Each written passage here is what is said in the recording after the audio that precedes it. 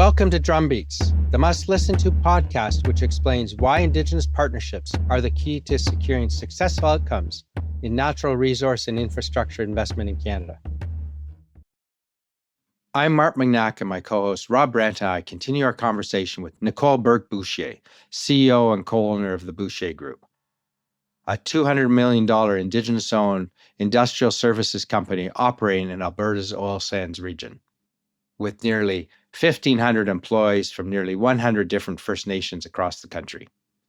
In the first podcast, Nicole shared how she and her husband David built Bouchier from a devastating first-year loss to becoming one of Canada's largest Indigenous-owned companies. Now, we continue the discussion with Nicole and talk about how Canada's Truth and Reconciliation Commission transformed Bouchier's business strategy and why Exxon selected them for its 2024 International Diverse Supplier Award against thousands of global contractors.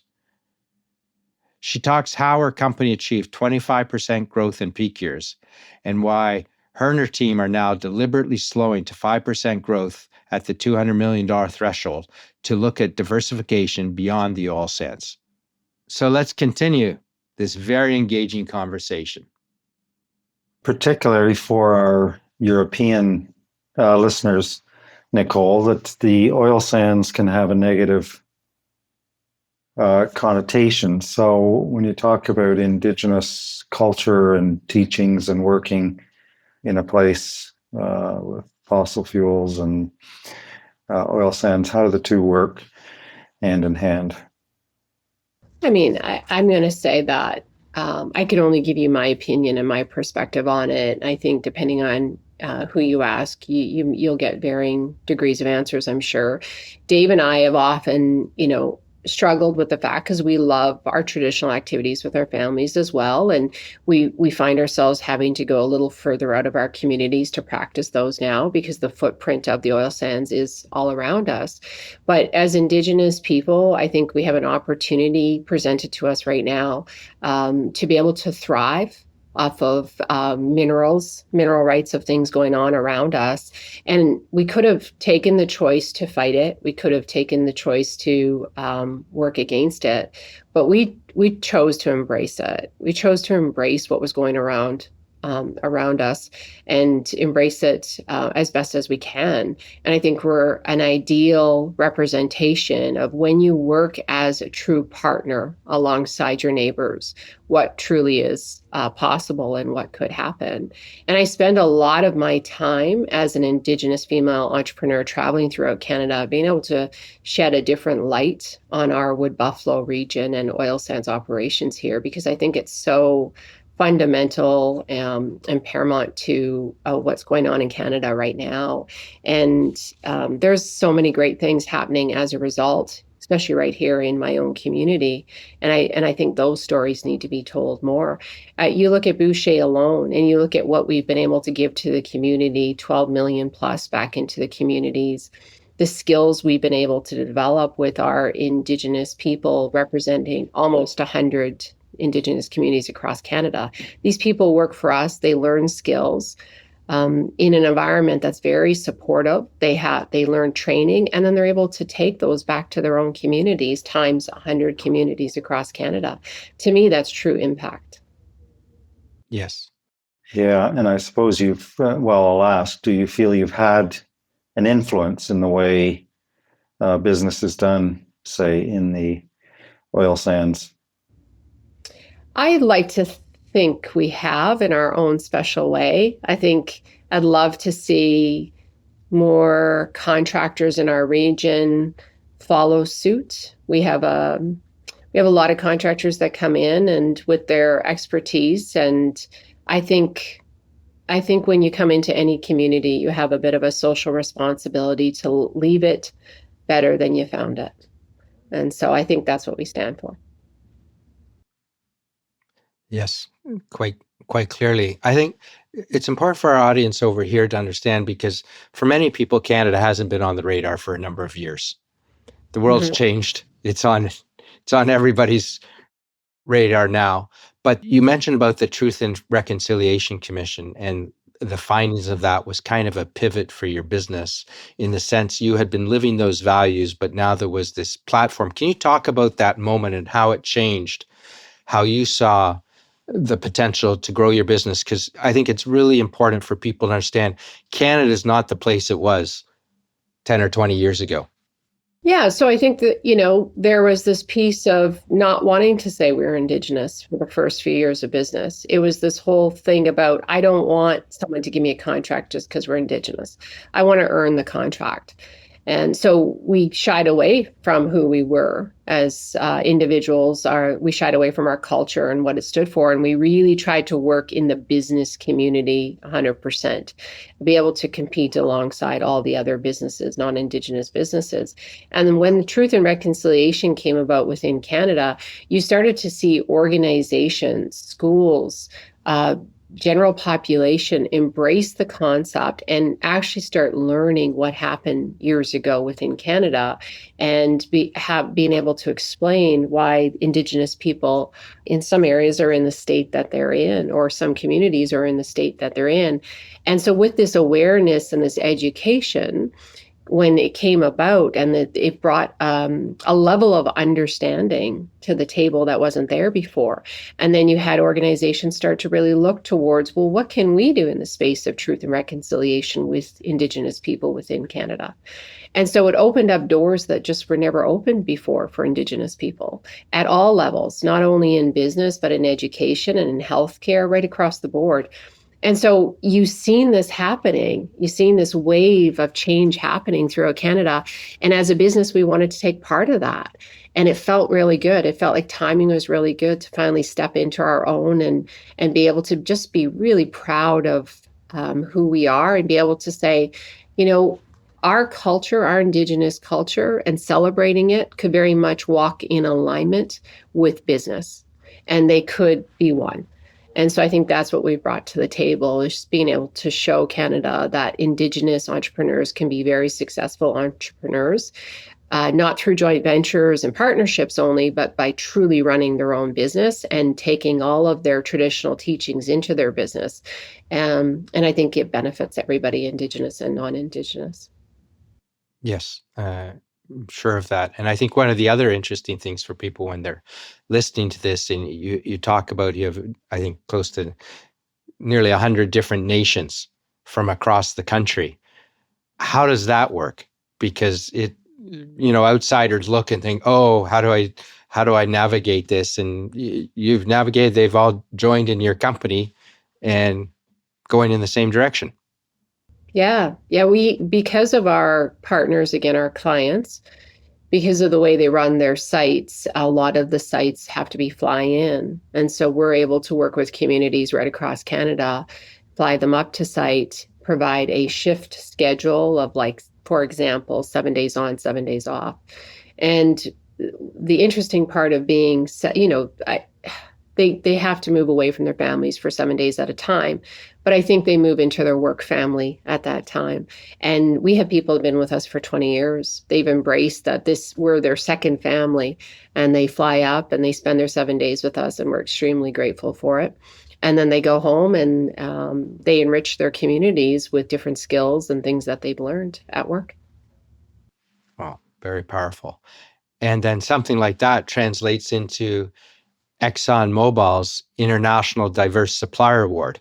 Mm-hmm. And for some of our listeners, Imperial Oil is the name of the Canadian subsidiary of Exxon that never changed all those years ago. But that is a huge recognition of a successful firm that competes with the best across the world, because Exxon is across the world and you won that award. Can you tell us a little bit about that? Yeah, it was definitely a highlight in our business for the 25 years that I've been a part of it. It was definitely one of the highlights that we received a couple of years ago. It really showed the level of impact that Bouchier was having on its workforce and its communities in which it lived and worked, that it was recognized by ExxonMobil for our work, not only within the Wood Buffalo community, but specifically at their site, which is the Curl operations. The whole diverse supplier award to me speaks to the fact that, we are embracing culture, but beyond the Indigenous culture as well, because out of our 1,400 employees, Fort McMurray is a very multicultural community. So we have a lot of cultures that work for us. So yes, we absolutely emphasize our Indigenous people, and being able to work with them and being able to help them have career paths and build new skills, but all cultures as well. And so I think it really spoke to our true partnership that we have alongside ExxonMobil and what we've developed over the years with them. And it was just recognition for their understanding of what they see within Bouchier and what it's been able to do on their site. Yes. Now, what about the future of Bouchier? Nicole, you mentioned possible opportunities outside of Alberta. You've probably been approached in the past about things like partnerships and other expansion ideas, maybe even IPOs going public. Yeah. What does the future look like, do you think? We are a type of company that embraces change and always looks to grow. I'm a big advocate within our organization to never compare ourselves to anybody else. So I'm always about how do we beat ourselves annually, year on year? What are we doing to make ourselves different? What are we doing to be innovative? What are we doing to grow? And the models worked well for us because we have had years of growth of upwards of 25%. But traditionally, we do about 10% growth year on year. The last couple of years, though, we closed 2025 on a 5% growth to the year before. And then this year, we're forecasted for another 5% growth in our budget. But that is what I'm continuing to embrace is I think there's more to do out there. And I think there's places that we could grow into. And I think there's services that we could diversify ourselves into. But I want to be very careful on the growth. And right now we're going through a period that I say at the 200 million mark, it almost feels like year one again, because there's just a reinvestment into the company that has to be made right now around people, around systems, processes, an eye on innovation in order to really create another foundation and another level to be able to grow double in size in the next 5 years. And with some of the recent changes in the global order, or who we work with and who we want to sell to, the Europeans and the Asians. Prime Minister Mark Carney was over in China recently, looking at how can we be your energy partner. Europe's relooking. Today they're just talking about LNG, want to balance things off, but the oil sands are at the heart of Canada's resource economy to a large degree. What are you seeing now on the ground about the opportunities and the changes that have been talked about? That must have changed the perspective you have on the future of the business and well, what I'll holds. tell you that the life cycle, even within a given year of our business, on a revenue basis, coincides usually with the oil prices, right? And it just takes one event in the world happening, and that affects markets immediately, right? And so if it affects our clients, then that trickles down to the contractor on the ground. And so, I think there is a bright future for sure. I think we're working our way there. I think there's just a positive story that needs to be retold about the oil sands that I think for some reason across the world, there's just such a negative connotation when you think oil sands. And if people would only take the opportunity to come and visit us and see what I see every single day, it really is a land of opportunity. And that's one of the things that we try to market as a business ourselves is come and join us. Our company is full of opportunity because we continue to grow. And one of the reasons why we've been able to anchor in this community and grow is because of the oil sands, right? The biggest reason.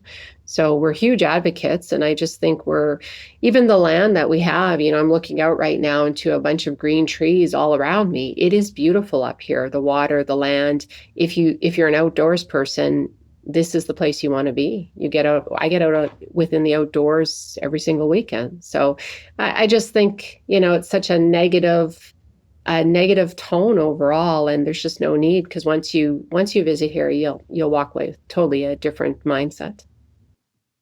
Yes. Yeah, amen to that. And that's one of the reasons we started the Canadian Indigenous Investment Summit in London, was to be able to tell stories like that, and to try to change the perception, and educate potential partners and investors about how to engage in Canada, especially with Indigenous communities and partners, and also make them aware of some fantastic business opportunities and investment opportunities. One of the other things we touched on earlier was about giving back to the community, and you give a significant amount back into your community, which is part of how you operate as a business. Can you talk a little bit more about that and some of the programs that you run? Because it really shows a business that succeeded because you knew you were part of something bigger, not just, oh, we got a business, how do we make money? It's how do we make sure it's sustainable and that we're well respected and in the community. Yeah, I think you heard me say earlier that I think as business organizations, we have an obligation to social responsibility in the communities in which we live and work. And I think it's because of our traditional ways of being Indigenous people. Indigenous people long ago were a nomad community, but you lived together and you worked together and you fed each other together, and everybody played a role within our community. And so I think it's just fundamentally in us as Indigenous people to want to help community. And so we see community giving as not charitable giving as much as value creation within community. And I think strong communities for us, when we invest in our communities, means a stronger workforce. It means a stronger community. And so the return on investment is definitely there tenfold. And we see it each and every day. We see it in being able to help out one not social profit organization. We have this saying within our company that we don't partner up with one of our non-for-profit organizations without looking to strengthen them in the long run. We look for long-term partnerships with our social profit sector. And we like to leave them better than we found them by working together as true partners through transparency and honesty. And so that could be something as small as, helping them stand up a new event that could raise money for them year on year to help with their operations, right? We spend a lot of time working within our youth sector for recreation. It is an area that our larger oil sands clients tend to not support as much because it's children within hockey, as an example, ice hockey or soccer. So we tend to fill a big piece of that space because I find when you're able to work with families through their children, that has a huge impact. You have hardworking parents that are usually shift workers up here, and being able to go in and support their families and their children's recreational activities takes a big stressor off of the families for sure. So, but charitable giving is huge. We have 3 pillars that we look towards, and obviously women empowerment is a huge piece of that. Youth and education is a big piece of that. Cultural is building out culture is a really big piece. So we get involved in many, many different organizations. Yes, you're known for giving back, which is great.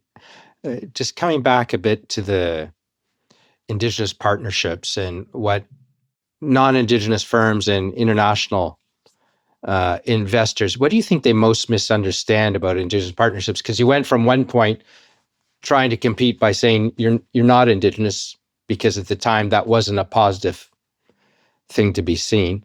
Mm-hmm. After Truth and Reconciliation, all those issues came to the table and you were able to speak proudly of who you are without feeling it was holding you back. For people who haven't worked with Indigenous companies before, what are some of the misunderstandings that you've come across or think some key insights that they should know going forward to help them succeed? Yeah, I mean, I could speak from my experience with having a partner along our journey for 5 years. We had a company out of the UK called Carillion, and they had purchased a minority share within our organization. And they were able to bring in and strengthen our facility maintenance side of things.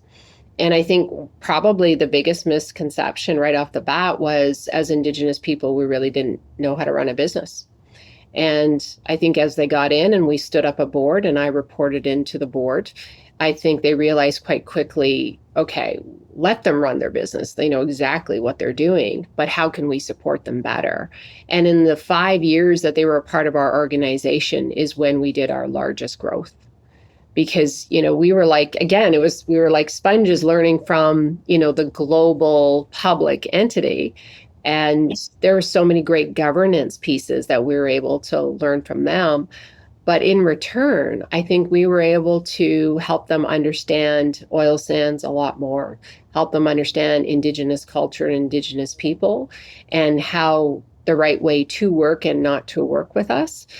So we had a great relationship. And I think there's just a common misunderstanding that you have to go in and save Indigenous people and save Indigenous communities, and that's not the case. You want to work with, you want to truly partner where you each have something to bring to the table, because we each have something to learn from each other and we each have a learning to give. And I think a lot of non-Indigenous companies come in thinking it's very one-sided, and it's not. It should be 50-50. Yes. And coming back to that UK partnership, you had the foresight to end it before Carillion, and a huge group in the UK. And when they were facing their challenges, there were so many projects across the UK and infrastructure across the way that were at risk. How is the UK going to function with this company? But luckily, you took back control before that. Just at the right time, and we were very lucky to be able to end up where we did. I'll be honest, initially we entertained the acquisition at the minority share as part of a long-term exit strategy for Dave and I. And so we found ourselves in very, very uncomfortable, unfamiliar territory when 5 years later that exit strategy turned to the other side and they were exiting, and we found ourselves the ones having to put out a lot of money to buy our shares back. But it was great. There wasn't a single thing that I would change. They were completely respectful over the 5 years. I learned a ton. And it got us visiting London on a regular basis and going to their conferences. And we were always being recognized on the safety front with annual awards, because one thing about our area up here in the oil sands is we are very safety sensitive. And so when you come up here and work, it's like working no other place in the world in terms of the health and safety side of things. Well, I hope the summit gives you an opportunity to come back to London and maybe re-engage if you haven't been there in a while. But there's a lot of interest again in Canada, and especially in businesses like yourself and Bouchier Group. And really interesting perspective to have an Indigenous-owned company in the heart of the oil sands, and the economic development story and the benefits that you and the communities around have seen from the oil sands is a message I think that's worth getting outside Canada. I agree. We've talked a lot about the Indigenous perspective and non-Indigenous, but there's a lot of young women who still need role models out there, and you've grown and led this successful company. What are some lessons that you can share with our audience about how to succeed in a world that's maybe not, it's different for a guy, right? Mm-hmm. It most definitely is. So what are some lessons for women listening? And also, what are some lessons for the men who are listening and think, get out of the way, right? I think we're in a different stage people altogether, where women have a lot to offer through our sense of the empathy side of things. And I think we need to start creating more empathetic work environments. And I think that's where I think you need to lean into and listen to your female counterparts for sure. I think for the young females listening, I would say that you need to not give up. You need to, I can only tell you my journey, and it's been challenging. I have spent a lot of time listening and learning. That was really important for me. I chose when to step in and I chose when to use my voice, but my voice was a little bit more silent in the first couple of years because I really wanted to take it on all in and learn, so that when I did speak, you wanted to listen. Because, Nicole, I got to a point where it's like, she does know what she's talking about. She might be a female in the construction environment, but she knows what she's talking about. But that doesn't come right away, right? So I think my confidence was built over time. And there were some really hard times where I wanted to pack it in and walk away. But I'm very resilient. I'm not a quitter. And I just kept going and going. And biggest piece of advice I could give is don't wallow for too long. Right? I think a failure happens, and there are more failures than there are successes. You listen to any entrepreneur speak, there's more failures than successes, but those failures help prepare you to ultimately be able to handle that success, right? And not let it go to your head. But when a failure does happen, don't stay down too long. Get back up on your feet and keep going. For me, I'd give myself a week max, and I had to get back up and keep going. And it was really when I started to tell myself I didn't need the male counterpart. I don't need the male COO to run my business. I could just do this myself. That's when I started telling myself a different story in my head and believing in myself and my ability and my skills. That's when I started to see things really change, right? So, just don't give up. Have that resiliency and strength to keep going, because listen to that little inner voice, because it's usually always right. And just believe in your dreams. So I never really dreamt this, to be honest with you. This isn't where I'm sitting today. I didn't dream I'd be sitting here today. I thought I was going to be a school teacher, to be honest with you. But life started to unfold, and I really had this whole sense of go with it. And each event that happened along the way always happens for a reason. So embrace it, learn from it, and keep going. Great. So that's when you made Dave president. Get out there. He has his own full-time job. He's a counselor with his First Nation. So it's a great balance. Mm-hmm. Yes, it seems like it. Talk to us a little bit about that family dynamic. Your father involved, 50-50 partner with your husband. There are other generations now involved in the business. I was really struck in Vancouver in December. You received an award from the Canadian Council of Indigenous Business, a Lifetime Achievement Award. And you had a lot of your family on stage with you. So talk to us a bit about how the pros and cons of working so closely with family. Working with your spouse is extremely hard, that's for sure. And I think we struck a balance very early on of what he took care of and what I took care of. And then as we started to grow the business, it became very evident that we probably couldn't work day to day within the business. But I was lucky enough that he had a huge heart for his community. So he stepped into a leadership role within his community, which still allowed him to work in alignment with Bouchier, but at arm's length. And so he sits on our board. He's the chair of our board. We have a great board of advisors. And then I report in. So I report into the board on a quarterly basis. So we found a way to work through it.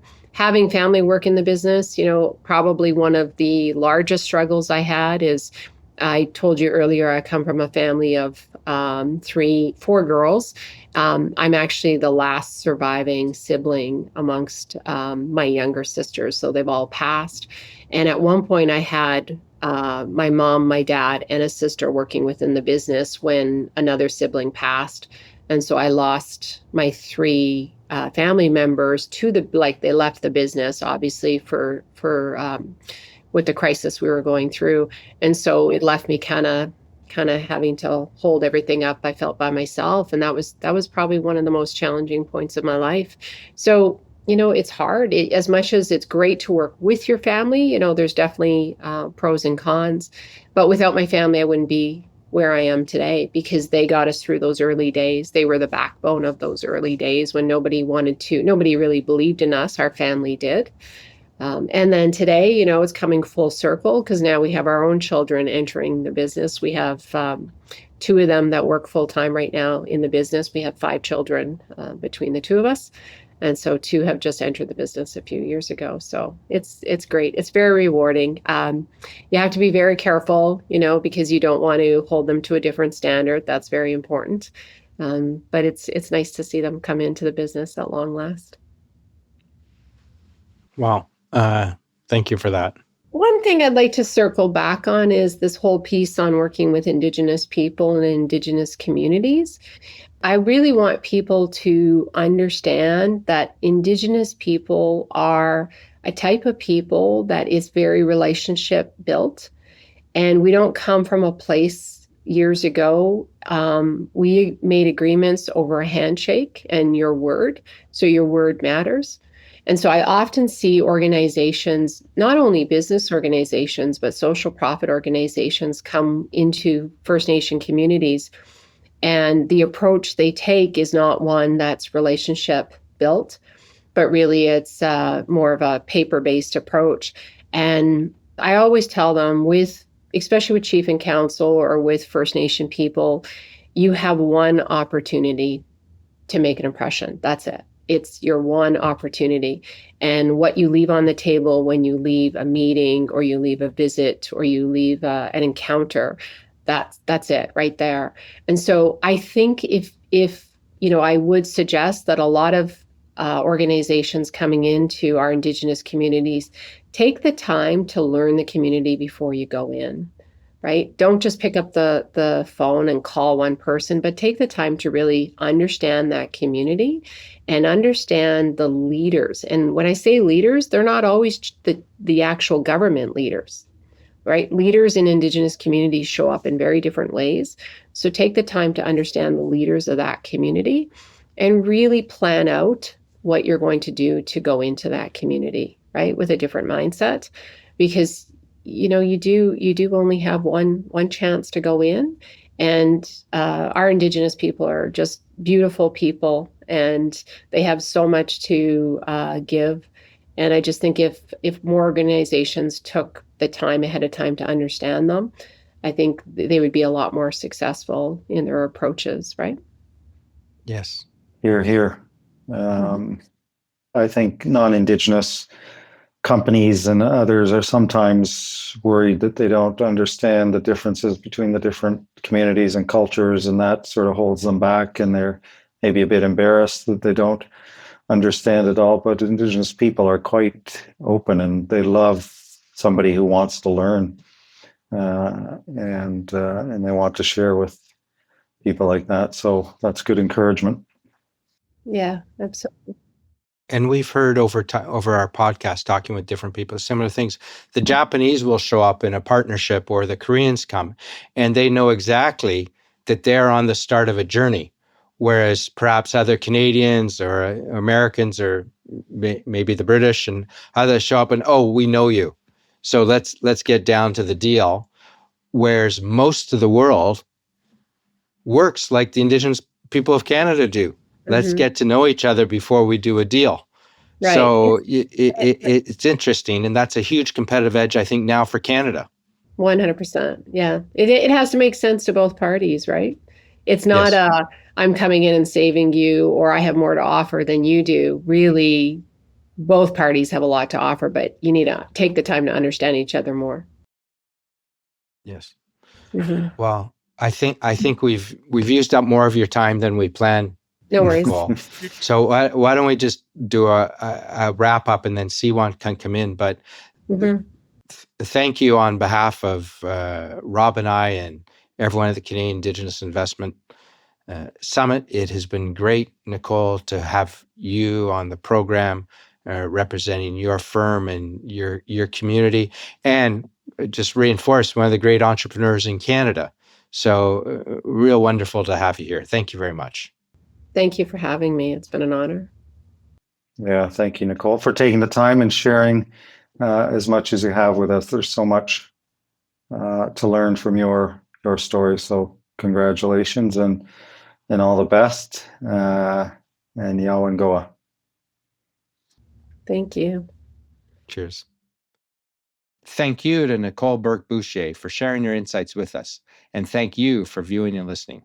Mark your calendars for the upcoming 2026 summit taking place on the 8th of April. Be sure to share, subscribe, and leave a review on your favorite podcast channel. Thanks for listening to Drumbeats. Until next time.